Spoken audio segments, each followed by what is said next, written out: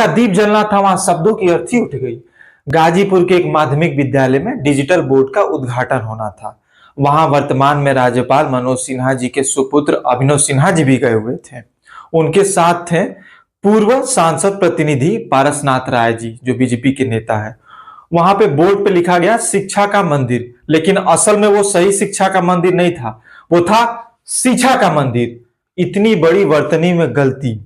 खुद को चाणक्य का शिष्य बताते हैं पारसनाथ राय जी, और ज्ञान भी बरसा डाला इसी गलत वर्तनी में। अब यहाँ पे बहुत सारे सवाल उठते हैं कि भाई उनकी शिक्षा कितनी बड़ी है, और जो वो शिक्षा दे रहे हैं और जिस मंदिर में वो छात्रों को जब बुलाएंगे खुद एक शिक्षक होते हुए भी, तो वो क्या शिक्षा प्राप्त करेंगे। पूर्व छात्र संघ महामंत्री सुधांशु तिवारी जी हमारे साथ मौजूद हैं, हम उनसे बात करेंगे और इस विषय पे जानेंगे। तो आपका क्या राय है सर सुधांशु जी इतनी बड़ी गलती पे? सर्वोत्तम साथियों नमस्कार। ये भाजपा सरकार अब तक कहती थी कि जनता, हमारी भारत की जनता मोदी की डिग्री मांगती थी। अब तो गाजीपुर की जनता पारस राय और अभिनव सिन्हा की डिग्री मांगने लगी है। इससे अधिक हम क्या बताएं।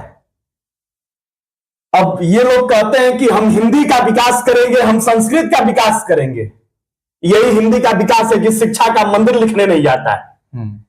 और वर्तमान में जम्मू कश्मीर के उपराज्यपाल माननीय मनोज सिन्हा जी के सुपुत्र अभिनव सिन्हा जी, और अभी हाल ही में इसी बार लोकसभा के सांसद प्रत्याशी रहे पारस राय जी, जब ये लोग शिक्षा का मंदिर नहीं लिख सकते हैं तो हम क्या उम्मीद कर सकते हैं कि ये लोग की डिग्री ओरिजिनल है या फर्जी है।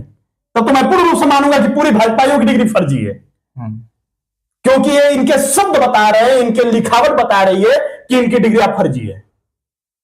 इस चुनाव में इनको लोग नकल माफिया कहते थे, लग रहा है कि अपने ही काले से नकल करके अपनी डिग्री ली है। तो यहाँ पे आपने देखा कि बहुत जबरदस्त। देखिए, एक शिक्षक होने के नाते मुझे, जब मैं देखा ये वीडियो तो बहुत मुझे खेद हुआ कि कैसे जो आदमी शिक्षा के क्षेत्र में रह के और उसी से रिटायर हो गया, उसको ये गलती समझ में नहीं आ पा रही है।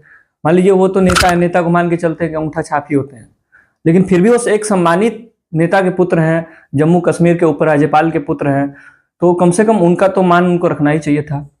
अब पहला शब्द लिखा गया जो उस बोर्ड पे, वो था शिक्षा का मंदिर। और एक शिक्षा का पुजारी, मंदिर में पुजारी कौन होता है? मंदिर में शिक्षक। वहां शिक्षक मौजूद था।